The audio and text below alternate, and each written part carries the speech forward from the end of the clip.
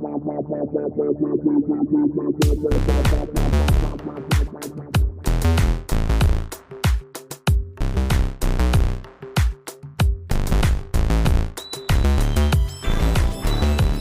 to you from the dining room table at East Barbary Lane, we bring you a special episode of Full Circle, the podcast. I am your host, Charles Tyson Jr., and I am thrilled to be sitting with our guest today. We have a wonderful artist, author, performer, and all-around fierce diva. She has written a wonderful book called The Queen Bees of Tybee County.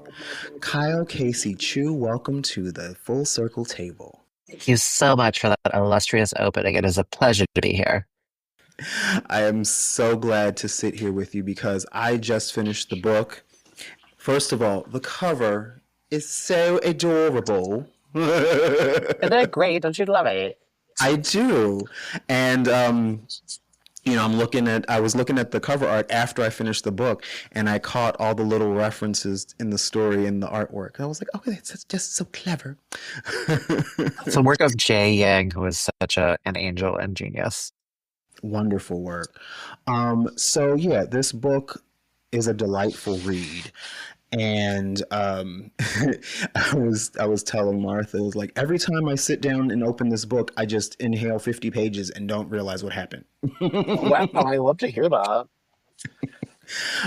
So first of all, tell me a little bit about what the Queen Bees of Tybee County is about. Absolutely. Hello, I am Kyle Casey Chu, aka Panda Dulce. I am a writer, a filmmaker, and one of the founding queens of Drag Story Hour. Which I definitely want to. Oh, you should come. It's a good time. There's face painting, there's bubbles. Sometimes there's pizza if you're lucky. And The Queen Bees of Tybee County is my debut middle grade novel. And it is about Derek Cham, who is a 7th grade Chinese American basketball star who is shipped off to his grandma's house in rural Georgia, where he explores his queer identity, his love for drag, and his Chinese American heritage through participating in a local pageant. There you go. And that is the encapsulated version, but it's such a wild journey. And it's such a heartwarming journey and relatable. I think any queer person can relate to so many elements of this story. So how much of your personal history is in this, in Derek, in any of the characters? So I wanted to give my character experience that I had and experience that I didn't have. And so a lot of my own childhood and upbringing is infused into the story through the adult figures who encouraged me to read and encouraged me to be fabulous and explore makeup, as well as playing basketball, which is something that I haven't done and a skill set that I actually don't have. And so I find a lot of my own father and Derek's father. I find a lot of the English teachers who nurtured me in my creative voice, and Claudia, and bits of my mom and my grandma as well. So it's been an amalgam of both, I would say. I love it. And I love how warm, even though Derek encounters some adversity, whether it be homophobia or racism or just being an outsider in general, there's that warm circle that surrounds him, be it family or chosen family. And is that also something that you've had growing up and becoming the wonderful person that we see in front of us? Oh my gosh, you flatter me. Yes, I would say so. So I came out very early on in the 7th grade, and this was in the early aughts. I know. I was one of the only queer kids at school, and overnight I lost my whole friend circle. It was a dark chapter. I had to reinvent myself, refine myself, find a new social circle. And it was earth-shattering for me as a 12-year-old. And what saved me from that was being able to throw myself into the creative arts. At the time, it was music and it was writing a novel that was processing my queer identity and my budding feelings for my best friend, which is such a queer, like, tale as old as time. Mm-hmm. And finding community and a lot of fellow artists as well. And I think ever since finding this bastion of support, I've never turned away.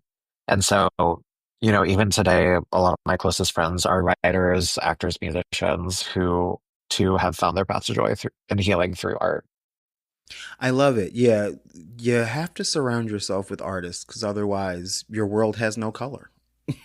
It's true. It makes life worth living and rich. I'm actually in New York City right now because we're premiering a film at New Fest, the LGBTQ festival, film festival in New York. And we've made so many good friends just through sharing really vulnerable aspects of ourselves. And it's nice to be able to skip over the small talk of things and really get to know somebody through a really personal story that they poured themselves into. I love it. Oh, that's right, because you're a filmmaker as well. Films do you make? If you had to put a label on it. Totally. That's a good question. I should probably like practice what I answer this with. Um, but right now I focus a lot of my stories on queer and trans Asian Americans, uh, and on soft people who are put in hard situations. And so Mm. the first short that I came out with is called After What Happened at the Library, and it's autofiction. So it's based on my experience in 2022 when the Proud Boys stormed my drag story hour in San Lorenzo. They were shouting transphobic hate speech, and I had to lock myself in the back until the authorities arrived. It was national news, international news, um, and it's about the direct aftermath of that notoriety. And so that's in the film festival circuit right now.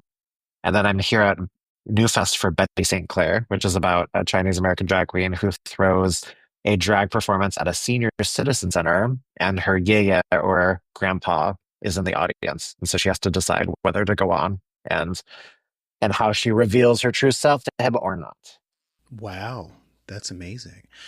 Um, yeah, for one thing, I love your description. Soft people, what was it? Soft people that go through hard times. Is that what you said?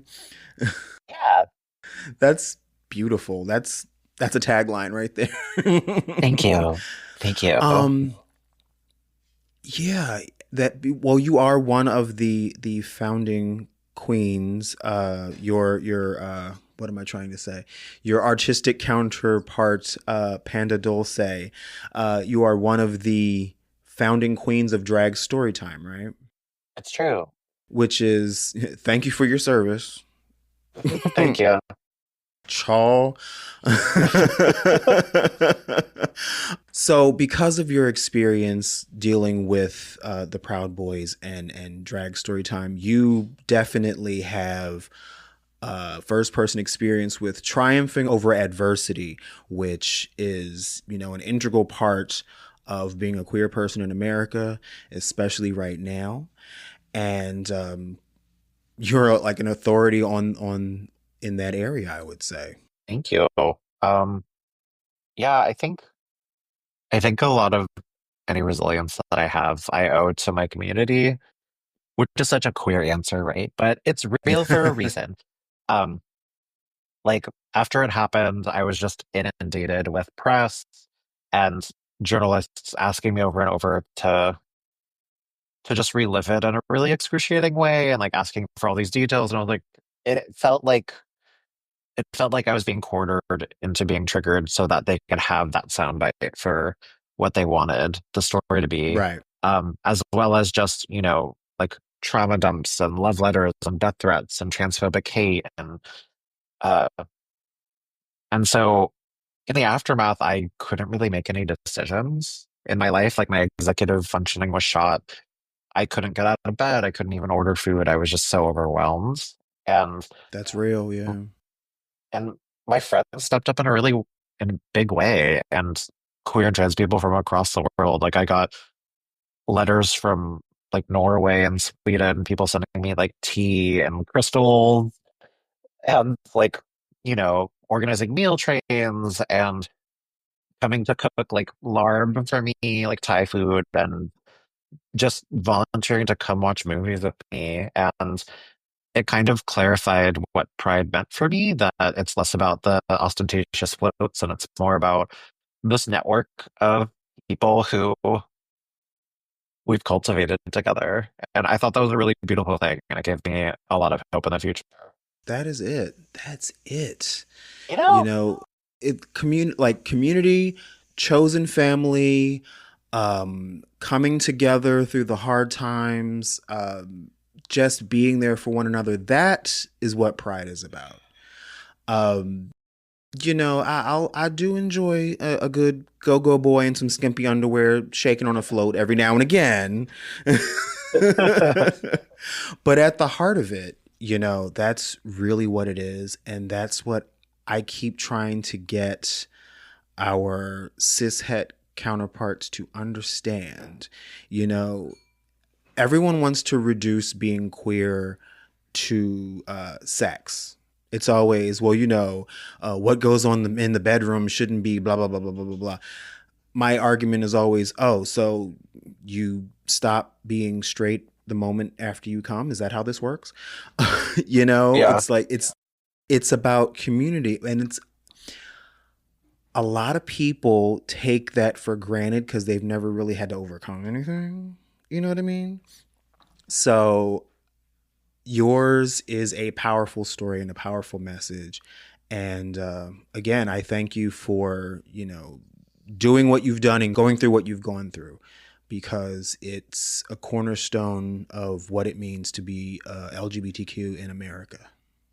Thanks so much. And honestly, I'm really glad that you brought that up because I don't know. I was very critical of a lot of the queer media and culture that I had consumed in high school.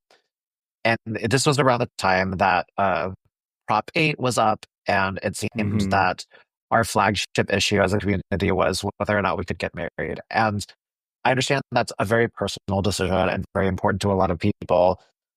I don't necessarily believe in marriage for myself, but often our priorities and our focuses as a community are dictated by those at the top. And those at the top tend to be cis gay white men. And you see this reflected in the media that we have. You see this reflected in the events that are the most resourced for pride. And it doesn't speak for everyone. And so I think that's why supporting queer and trans literature from queer and trans authors of color is important to just add to the tapestry of who we are and to remind us that there are voices that are fighting to get a modicum of the same amount of spotlight and that very much deserve it. Very much so. And I also appreciate that you bring to the table your experiences as an Asian American, well, and as an Asian American period, and as an Asian American queer person, because those are stories that don't get told as often. Especially when we talk about, like, say, racism, the story tends to focus on white versus black, um, because, for obvious reasons. But there's so much of a tapestry under the BIPOC umbrella that we don't delve into that much. And admittedly, like, I try to seek out things that are centered around Asian and Asian American stories, but it doesn't happen near as much as it should. So I was so grateful that your book came into my life. Thank you so much. Yeah, I think that black and white paradigms and binaries in general are such a straight construct. Because I don't know, I feel like as queer people, like we know that life exists on a spectrum and identities exist on a spectrum, and there's more to the world than the binaristic polar opposites on it. And I think that's what's I know kind of that's beautiful right. about who we are and how we can grow and change and experiment and not be so fixated or fixed in our conception of self in the world. And I hope that's something that I get through in the book. But I think you do. Like, I love how there are definitely little cultural moments, images, um, words, food that are just woven through the story. And it's just, it's just part of the experience of Derek. It's beautiful. One thing I did want to ask you, you made a point in the book of everyone who is I believe all the characters in the book that are LGBTQ um, saying queer as opposed to gay. That felt like a very definitive choice. Why did you make that choice? I mean, why not? But why? Yeah, so it's interesting because I identify as a millennial, and I imagine that the vast majority of people who are going to pick up this book are going to be Gen Alpha, um, which is coming to terms with community and identity in a different way. And so I wanted to write something that was true to me and will also speak to that generation. And I think the best way to do that is to have a human-centered story, and that's what makes things timeless. But are you familiar with the phrase like not gay isn't happy, but queer isn't FU? Yes. Yeah. Yes, I am. Can I say that on here? Can we be real about that? Oh, you can curse. You can say child. Say Yeah, whatever the great. fuck you want. Um, so it's really just like adopting and embracing that ethos. And it's kind of a punk rock thing of, you know, one's identity not just being assimilationist and acceptable and respectable, but fundamentally at odds with everything around you. And that is the predicament that Derek finds himself in when he's in the small town where he doesn't know anybody. He's coming to terms with himself, coming to an understanding of who he is and who he is capable of becoming, and boldly decides that he needs to go in the direction of his truth. And so the reason why I chose queer is because I feel like it speaks to this theme and that each of the characters in their own way embodies this based on their timeline or the plot ahead of them, if that makes sense. It does. And that definitely does make sense because queer is definitely more of an all encompassing term because, you know, depending on what person is reading this book and where they fall on the spectrum, they can identify no matter where they are because you use the word queer. Because, if you had chosen the word gay, what if they're not gay? What if they're bi? What if you know what I'm saying? So I did appreciate that choice. Yeah, it just feels more sprawling and universal, like you said. I feel you. Yeah, I dig it.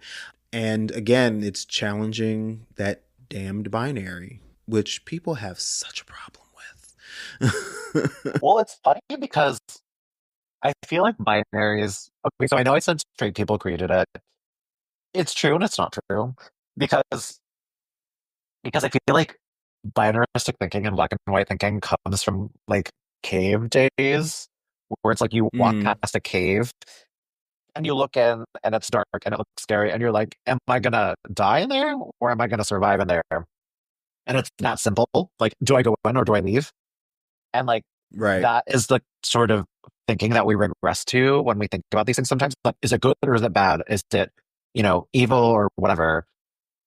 And I feel like a lot of our work sometimes is to really unpack that and to complicate that and to get used to the ambiguity of it all. And that might be what leads us to having a sort of quiet peace with ourselves. That's interesting. Like, I never really thought of the binary as a defense mechanism. Yeah. That's interesting. And so the irony of that then is that once you can embrace the spectrum, there's a level of comfort that comes with that comfort with oneself, comfort with the world around you. Um, and then irony again, how threatening that is to people that exist in the binary. Right. I feel like it's kind of an exposure therapy thing because it's like the more of a wide spectrum of people that you're introduced to, a wide spectrum of stories of different walks of life, the more tolerant, even though I hate that word. It's like I Yeah. barely can tolerate you, but the more open you are to hearing somebody out, or I don't know, just receptive you might be to where they come from. And it's like I think a Right. lot of xenophobia just comes from just not like lack of exposure to, and therefore a lack of empathy in other people who they haven't met. Right. Which, I mean, that's such a foreign thing to me because I've been lucky because pretty much my entire life I've been surrounded by so many different kinds of people, um, and like my friend group from grade school through college was like the United Colors of Benetton. We have Totally. the white ones and the black ones and the brown ones and the the brown and the beige and you know what I'm saying? I Um, kind of feel the same way. It's like hard for me to relate to that, like to the yeah, xenophobia of it all. I mean, but yeah, but it still boggles my mind in 2025 that there are some white folks walking around that can and have lived their entire life up to this point surrounded by nothing but white people. It's like, how is that even possible, like physically possible at this point? I mean, I feel like it's something that a lot of people aspire to. Like, you think about people who get richer, and what do they want to do? They want to get their own place that's isolated from everyone else. They want to get a private driver with tinted windows so they're separated. And, people aspire for this level of insulation. And Right. it's just not a realistic way to live. And it's not how I want to live my life. I want to be integrated into the textures of the world. So I don't know. I think every book is kind of a gateway to invite you to be a part of the world in a way that makes sense for everyone. Here, here. I love it. I love it. Um, so one of the main components of the story is Derek discovers not only his queer identity, but his love of drag. And you have your artistic persona of Panda Dulce. How much of a parallel is there between your discovery of drag and the embracing of the feminine? How much of a parallel is that between you and Derek? I feel like there's a lot. And one of the ways that I was introduced to drag, because I had been doing drag my whole life. When I was Mm, little, I would walk around with this little face paint book that had a palette of just different colors, primary colors.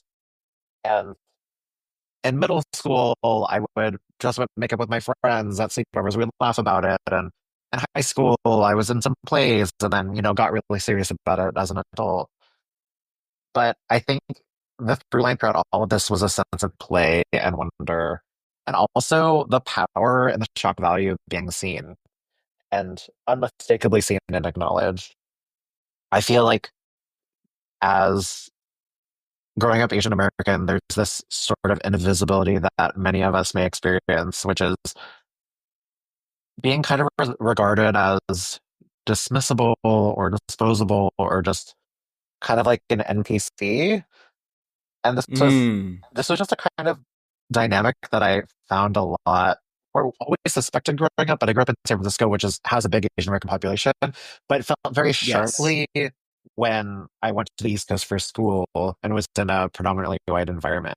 Like it almost felt like I was invisible most of the time and then highly visible at other times, like when certain topics came up and they're like, "Oh, can you speak on behalf of an entire racial group, Kyle?" Uh Um, huh. so kind of having this lack of control over one's visibility and therefore a lack of dignity and a sort of objectification of one's experience. mm, I wanted to talk about that and sort of play with those ideas in terms of how Derek discovers himself and learns to kind of reclaim a sense of control and authorship over that and gets to decide for himself when he gets to dazzle and shine and when he has quieter moments with his friends. And I don't know. I think the pageant was a perfect venue for that. oh, definitely. And I love the drag name that he chose for himself, Be Daring. It's just like, message. Message. And I don't want to put any spoilers on there, but there's definitely a personal reason for that selection as well. And I love the relationship that Derek has with his best friend JJ. And I love how they have this thing where this is going to be the summer of da da da da. This is going to be the summer of XYZ. And this particular summer was the summer of yes. And I'm like, we should all have a summer of yes, and an autumn of yes, and a winter of yes. Yeah, thank you for that. I had to restrain myself from calling it Summer of Yes with an A. Because I was just like, that is not going to hold up. But I think a lot of this came actually because this book was greenlit like right after the first year of the pandemic, and we were all, isolated. Not to throw you back into that, but I feel like afterwards, when everyone started peeking their heads out and gathering in public again, we all became a little awkward because we'd been isolated for so long, and it was like, I Oh don't know. yeah. And like even some nightlife and events haven't really bounced back from that. And for me, I was like, I craved connection and I craved mug. I'm sorry. Anyway, I craved connection and I craved community. And I decided that when people asked me to do things, I would always say yes. And it's led to a lot of great friendships post Panini. And I wanted the same for Derek. So I love it. Yeah, that's for real. I've That time was a moment of intense growth for a lot of people, especially folks in our community. Um, but it also broke some folks, and it's like at the same time, it's interesting. Like at the same time that so many people are discovering themselves, so many other people are like finding ways to other everyone else. It's that dichotomy is just, it's interesting. yeah, you know, before I came out, I was pretty homophobic. And I remember I would call people a fag and I would say, oh, that looks gay. Right. And it's like contrast provides definition in the sense that, you know that you are straight because you are not gay. And because you are not gay, you are straight, right? And so if you Right. call everyone else Because gay, that makes you straight, right. right? Mm. Didn't turn out that way for me, but Yeah, that's how that works. That's how yeah. Um, I don't know. And so I think there's a lot of insight into homophobia in that, and it's why like Republicans are shown through psychological tests to respond the most to like queer porn. I don't know. That's a Okay. whole can of worms that we don't have to go into. It's another podcast episode, but usually when people have transphobia, have like harbor homophobic views, it usually points to some work that needs to be done that I doubt they'll embark on. But hope they do. As I'm fond of saying, the squeaky wheel wants to get bent over and greased. How's that? Oh, to be surprised. What a sneak But attack. no, but yeah, that's true. Like internalized homophobia, internalized transphobia, it's two prong. One, obviously, it's a product of the narrative that we've been force fed our entire lives through religion. Full stop. Period. Don't have to give another example, but it's also a defense mechanism, especially when you're a kid. Like I get it, and you have to have a certain level of introspection to come out on the other side. And I think that's where we lose a lot of people, because introspection does not appear to be a very popular trait amongst people if you go by what you see on the daily. Right. I mean, I think our world and mediated through capitalism is predicated on distraction and Yes. seeking validation, whether it's through being beautiful or accomplished or buying this makeup to look a certain way, social media and the zombie state of scrolling and all. Um, because I don't know, I think critical thinking and self-awareness and reflection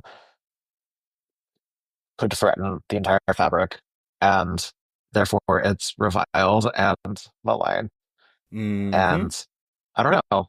And it's funny that books are getting banned right now because what do books encourage but creativity and critical thinking?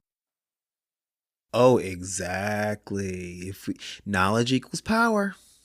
And that is one thing they do not want us to have is power because and knowledge, because if we spend so much time down here on the ground fighting amongst each other, we won't take the time to stop and look up at the ones who have like sown these seeds of dissent. And there's way more of us than there are of them, and yeah, it's best to keep us busy. It's true. I forget who the theorist is who put it this way, but they said, how many guards do you need for a prison of 1 billion? And they said, you only, if they're all fighting each other, you only need one. Because Yeah. that one guard is just watching it all unfold and their job is done for them. Exactly. And that's why I am so glad that we have books like yours because I feel like, and we've said this on the podcast several times, like 1984 and Fahrenheit 451 and The Handmaid's Tale and Brave New World were supposed to be horrible warnings, not a friggin' how-to guide. It's like, are people not reading? I feel like, because yeah, if we're not encouraged to read, then we won't encounter these books, and then we won't go, this is like the playbook that we're going through. So yeah, it's so we're, the apocalypse looks so much cooler in the brochure. Right. You know what I mean? When it's art imitating life too closely, it's a different story. My goodness. So yeah, that's why I'm so glad that we have voices like yours. Thank you. So here's a question that I always ask my author and authoress guests. I'm a huge fan of music and using music as a background element when I create. Do you have a soundtrack when you write? And if so, what was the soundtrack to the writing of this book? That's so funny that you asked that because I kind of went on a journey with this. Um, at first I was just listening to lo-fi beats to study to because I just needed something in the background that could be iterating on a theme, but didn't have any words because I can't listen to words while I write. And then I had a little bit of like Same. cafe jazz. Oh yeah, we have that in common. And then at one point somebody said, this book feels like if Chapel Roan's Pink Pony Club were a book. And I realized that's Kinda. true. Like I just want to keep dancing. So not really. I had really anonymous music, but it kind of created a sort of soft bed on which I could build a foundation of a story. And yeah, I haven't thought about that too much, but I wish there were more instrumentals that were dynamic, like film scores and dramatic, that I could just listen to on repeat because I feel like that would really spark some. I when I was an undergrad, actually, let me not even pigeonhole that. When I was an art student, and also when I was a quote unquote professional artist, um, I think there was like a 2 year period where all I listened to was house music and film scores. Brought you to that. um, I mean, watching so many movies, a really good score not only supports the film but pulls your focus to, hey, this is good music over here. And when I was a professional choreographer, I'm always listening for music that tells a story, that takes you on a journey, and film scores were my go-to. Especially the more avant-garde gonzo films, like um, the score to Fight Club, for instance, got me through some stuff. Wow, that's beautiful. Yeah, and I also love, the element in your story about basically finding your tribe, which is an integral part of being a human. And, no matter where you are on the planet, one of the keys to survival is finding your tribe, however that may be. Whether it's, talking to your next door neighbor or finding a book club or what have you. It's so important. So who was your tribe? Right now, who would you say is like, this is my tribe? Yeah, I'm glad you're asking that because going back to the black and white thinking and like the drama of being a preteen and a teen, when you come Right. out or you have some sort of big revelatory moment, it can often sound like it's verbalized, like the whole world hates me. I have no friends. These are like all or nothing black and white statements, right? And in Right. reality, things are more complicated than that. Like your parents might not accept certain parts of you, and your friends might accept all of that. And you know, I'm not properly articulating this, but basically, there are people in my life who I feel like I can go out with and have a good time and see a movie. There Mm-hmm. are people who I can make dinner with and talk about a book. There are people who I can think up ridiculous drag numbers with and go to drag shows and just be a little wild, right? And all of these people resonate with a different side or a different part of me. And it doesn't necessarily mean that they represent the totality of who I am at any given time. And so, what I wanted to introduce through Derek's journey is this idea that he belongs to a basketball team and he deeply belongs to basketball and feels like he belongs in a certain way there. And he feels the same way about drag for different reasons. And that's perfectly legitimate. And the more that we can introduce the complexity of these things, I think the closer to someone finding communities that they belong to, and the closer that young readers can feel that they belong in this world in many ways for many different reasons. Exactly. We contain It's multitudes. true. Yeah, that was a poignant part of the story. Like Derek being in the small town where he's with his grandmother and he has his new friends, and he referred to himself as, oh, was it Heritage Derek? And then there's like his back home Derek, and he was afraid that those two had to be separate. And, that's, as someone who was a queer child who, wasn't, you're always afraid of not being accepted, having all different parts of you not being accepted and having to compartmentalize. And when you can find those people that overlap that Venn diagram, it's so wonderful and sometimes rare, you know? Definitely rare. Yeah, I think just the idea that there could be two or more conflicting truths. I don't know if this is like an age appropriate analogy, but it's this idea that, you are married to somebody and then you meet someone else who you have feelings for. And then you think, well, because I have feelings for this new person, does this mean that I no longer love the person I'm married to? And, you know, you can be in love with both people at once and share that. And they're not mutually exclusive. They don't cancel each other out or they don't have to, right? And so I think the same sort of logic can be applied to your interests or the people you enjoy hanging with or your different identities. Like, I remember when I first started studying race and sexuality, there was this prevailing notion that I think, oh, you know what it was? It was around the Obama election, and Hmm. reporters were going around asking people like, "So, are you going to vote for Obama or Hillary? Like, would you choose your blackness or your femaleness first?" And it's like an impossible intersectionality to disentangle, right? And it's true that you could be both Right. at once, and you are both at once simultaneously at all times. Um, they're not contradictory. And I think the more comfortable we get with this idea, uh, the more we can embrace the world for what it is, which is just a big, complicated, and messy place.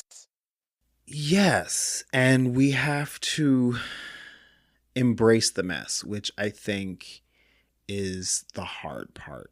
We want everything to be neat and tidy and fit into a box with a nice label on it. Just one box. And no one is that. Yeah. Like I remember as a kid, people would ask me like, "What do you want to be when you grow up?"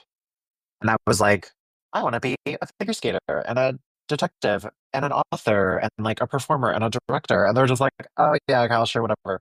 And like, I'm not tooting my own horn, but like, I do all those things. Like, I wrote a book and I have a film and I do drag and I have a day job. And like, I never had to choose and I never had to or should have been pressured to do that. It's just like, we just are so habituated to this idea that we must be like one soundbite of a thing. And like, I don't know. We all contain so many stories and so many dimensions, and we should really learn how to embrace that. Come on, Renaissance woman. Yeah, yeah, yeah. Love a run fair. Just kidding. I never been. Yeah. Right. Yeah, I am always saying no one is ever always anything. You know what I mean? And that's my clever way of using absolutes to say that there are no absolutes. But yeah, no one is ever just all one thing. Um and the people anyone that tells you that they are is either lying or trying to sell you something. You know what I mean? Yeah. Like your most rigid Republican who's, got the three-piece suit and is, anti this, that, and the third. I bet you money there's a garter belt under that suit. You know what I'm saying? Yes, this is proven to be true. Everyone, everyone has layers and there is more to everyone. And the more you try to hide things, the more that thing comes to the surface. And if we would just learn to embrace all the parts of ourselves and stop trying to act like, this is evil, this is bad, the happier we'll be. Again, get rid of the binary. Yeah, and the projection surrounding it. Yeah, it serves no one. It just prolongs your pain. It just makes those same feelings come up later, but with resentment. Let's just skip that. Exactly. Skip to the good part. So what okay, here we go. If there were a film, whether you were to make this film or not, about the queen bees of Tybee County, do you have a cast in mind in the back of your head? So, first of all, the book got options. And so Lambert Productions is interested in turning this into a UK episodic, um, Work. which is amazing. Um, I think there are a lot of other hoops to jump through before it hits a television, but it's still nice to be like, oh, it was optioned. In terms of Yeah. a cast, I love Sandra Oh. Work. I'm not sure if she would be old enough to be a grandmother. I love her and Michelle Yeoh, but I feel like Sandra Oh could kind of bring some of the comedy of Claudia. I can see it. I can You see it. know, And there's some like fierce young grandmoms out there. they're around. They need to be cast. Right? Cast, cast. Um, and for the dad, I feel like Daniel Day Kim could be Derek's dad, Carson. Oh my God. Yeah, Yes. he has like the gravity that you need. He can bring the drama and can be kind of reserved and a little withholding. But also And a he can. hot dad never hurts. Wait, what did you say? I said, and a hot dad never hurts. And a hot dad, you know? I swear. And so I feel like he would play that really well. And in terms of the protagonist, that has yet to reveal itself. I don't know. Some cool up and coming young actor. Which reminds me, like, I hope I'm not being too spoily, but there's a moment where we find out that Derek's father wanted to be an actor and basically gave it up because someone said no one wants to see an Asian Romeo. And that was so real because, you know, I know it made me stop and think about how many Asian leading actors I've seen in my life that weren't doing kung fu. Yeah, you know, this Not a gets large to the number. heart of, right, not in a cute way. Like, this gets to the heart of why I started writing and started doing film because Mm-hmm. I realized how profoundly media had affected my sense of self growing up because I was largely absent from screen. And when I say I mean Asian American characters. And when I was seen on the screen, Yeah. I was basically the butt of a joke or a point of humiliation. Remember how we talked about Mm-hmm. contrast providing definition and like, I am straight and I know I'm straight because I'm not gay. Right. I feel like the reason Asian Americans often appeared on screen was to provide comic relief or failed masculinity to reflect white masculinity in a better light, Yep. which is why we don't see Asian Americans in leading roles or romantic leads because they're the foil so often. Um, Mm-hmm. and for a long time, especially in middle school, I was ashamed of my race. And I even once lied to my friends in the sixth grade and told them that I was half white and that, you know, I was adopted and I'm not really Asian. And I really reveled when they told me I was practically white. And I've since Right. unpacked Yeah. Mm-hmm. this. But I realized a lot of that shame came from the movies I had consumed at a really young age. And so right now, I want to correct the record and I want to create representations that actually reflect me with pride. And that's what I hope to do through Queen Bees. I love it. I love it. I'm here for it. Because there's so much just richness there to tell. And, you know, you don't have to go on this like historical journey to tell these stories. There's so many like real American stories centered around Asian lives, you know, and damn it, tell the stories, you know? That's true. And there are a lot of execs saying these things simply aren't profitable and like it's too risky and like it won't work in this quadrant and the Midwest won't like it. And it's like everything everywhere all at once was a runaway success. You know, at the end of the Thank you. day, I think this is just you. But there's a new wave of storytellers coming through, including you and me. Yeah. Yeah, everything everywhere all at once, Parasite, Crazy Rich Asians, like it's starting to make the ups. What's the one Joyride? damn. Hmm? Joyride that was really fun. Yes, which I didn't see. Beef, which I haven't seen yet. No, the I know there's a lot one of controversy with that, but that was a great show. that's what I heard. The one with oh my god, why am I not Legends of being able to think Shang-Chi? of Oh, well, yes. Yes. That was beautiful. That was I always said that's Black Panther for Asian folks. Like it was the same level of beauty and respect and badassery. Like I love that film. Wait, what is that child's name? If I can think of the names, I can think of oh damn. What is her comedian? Woman comedian. No. Ali Wong? She was Ali Wong. Thank you. My Yeah, God. of course. it was what was it? You're the one that I want. Was that what it was? Or Was Always that Be My what it was Maybe? called? Always Be My Maybe. Thank That you. was cute. My brain was not braining. No, it's okay. Good thing I have Thank like you for an going on that journey encyclopedia of with Asian me. American movies.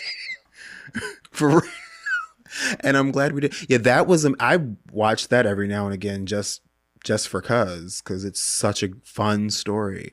Totally. And so yeah, there are we're getting there, but you know, hopefully we'll get to a place where folks don't feel like they have to fit into a certain box to have Asian representation. I know what you're getting at. Yeah, I'm trying not to say be too white, but I mean, let me say it for you because I feel like we're on the same page with this, which is like the whole diversified media movement. I feel like a lot of times, and I experienced this as an artist applying for grants, a lot of times they want you to put your identity and your culture first. And they want you to situate yourself mm-hmm, as a representative who's speaking on behalf of this whole thing. There's a whole politics that goes into mm-hmm. this, but I feel like we're getting to a place where we don't need all Asian and Asian American stories to be like, it's my grandmama and I'm making dumplings by the mahjong set. And like, it is like, these are all valid stories and great. And not all of them have to be important. Like, we can Yes. have Always Be My Maybe, and it's just like a pulpy love story. That's it. Right. Like, give us bad movies too. I love it. And I can't wait for the renaissance that's going to come out of that. Exactly. Well, that's why I was so happy with the show Fresh Off the Boat because like Um, I went to school with that kid Eddie. You know what I mean? Like I know you're from that kid. Florida? Well, no, but I'm saying like I was like, I went oh to yeah, school I in get it. in West Philly, and West Philly has this wonderfully vibrant Asian community. So I some of my first friends were like Vietnamese and Korean. So it's like I know that kid. You know, he likes hip hop. He Yeah, like, you know what I'm saying? yeah. So I love that. Those are the like any a real person. And I think that's what I get out of storytelling is being able to share the people who I know exist in real life and have made my life colorful and being able to actually see them on screen, especially people we haven't seen before. Like a grandpa who is clunkily trans allied to Betty, the protagonist of the short I did, to, a well-meaning punk rock social worker who is in a haunted house, like another feature that I'm working on with my friend Rasheen. It's just like, it just fills up our world. And I don't know, I'm just excited for us to continue consuming and creating real ass stories because I think we need that. Real ass stories indeed. Yeah. Because you know what? Authenticity, um, you can smell it, you can taste it, and more to the point, inauthenticity, you can feel it. And Yes. it's that whole thing like real recognizes real. And the queen bees of Tybee County, that's real. I can tell, like, it feels like it comes from a real place. There's no artifice. It's like, even if like you, Kyle, didn't experience this particular thing, you're drawing from someone or something that you know, like none of it feels like made up whole cloth. It comes from a real place. And Thank I you. appreciate that. And I think young readers will get a lot out of this book. And it's not just for, queer folks. In fact, like, put this book in the hands of your cishet white child. Damn it. It's true. Like, you were talking about Black Panther. I'm not Black, but that movie brought me to tears, and so did Wakanda Forever. Okay. Because it was so beautiful to see. And it's something that, this like Black utopia, it did something for me. Right. And you don't have to be of that identity to appreciate it and for it to really round out your world. Exactly. And, Shang-Chi, even though like the original character was a little bit problematic. Yeah, or some things. It's like, right. It's like, okay, so you center a comic book around an Asian person and he's automatically got to be the best at Kung Fu because that's what he does. But at least in the movie, and this is a testament to the actor, he felt like he did not feel like a caricature. He had dignity. We like that. Exactly. Dignity, coming from a real place. It's not asking for too much, I don't think. Well, Kyle Casey Chu, this has been fabulous. I could sit and talk with you all day. Jumping it up. Yeah. And again, I love your book, and I cannot recommend it highly enough. It's a delightful story. It's an easy read. You get enveloped and engrossed in the story so easily. And like I said, every time I picked it up, bam, 50 pages done went by. Thanks for that sparkling endorsement. Yeah, I'll say too, it's like kind of beach read, just like queer joy, big gay hug. Big gay hug, yes. If you need that, I love it. Okay, so if we wanted to learn more about you and your goings on, and most importantly, where to buy the book, where would we go? Well, here's the book catch. I'm just kidding. You can buy my book anywhere books are sold. So Amazon, Bookshop, Barnes & Noble, or a beloved local indie bookstore.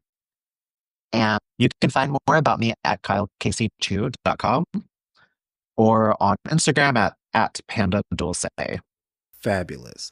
And I will make sure to include all of that information in the notes to this episode, because we should all know more about you and what you do, because you're fascinating, period. Oh, likewise. Diva see diva. That's right. And so I can't wait to have you back on the show to talk about the series that comes from it. You know what I'm saying? So, let's do it. I mean, or whatever the hell else you're doing next, because, I see nothing but great things for you. Thank you. Yeah, there's a second book coming out, a sequel to Queen Bees next year. Yeah. It's about a celebrity drag queen who goes missing, and Derek and JJ have to find her. Work. I know, isn't that cool? And then there's a picture book about drag legend Jose Saria, who founded the Imperial Court System, which is a network of drag royalty who raise money for LGBTQ causes. So I think both are coming out next year or sometime. Oh, so work. That'll be cool. Let's chat. It's a lock. I'm down. Oh, I'm really looking forward to the sequel, by the way. So thank you. I'm hooked. Well, thank you so much for joining us at the Full Circle table, and I can't wait to chat again. Boys, thanks for having me, Charles. Thank you. You have a wonderful day. You too. Bye. Full Circle is a Never Scared Productions podcast, hosted by Charles Tyson Jr. and Martha Madrigal, produced and edited by Never Scared, executive produced by Charles Tyson Jr. and Martha Madrigal, Our theme and music is by the Jingleberries. All names, pictures, music, audio, and video clips are registered trademarks and/or copyrights of their respective copyright holders.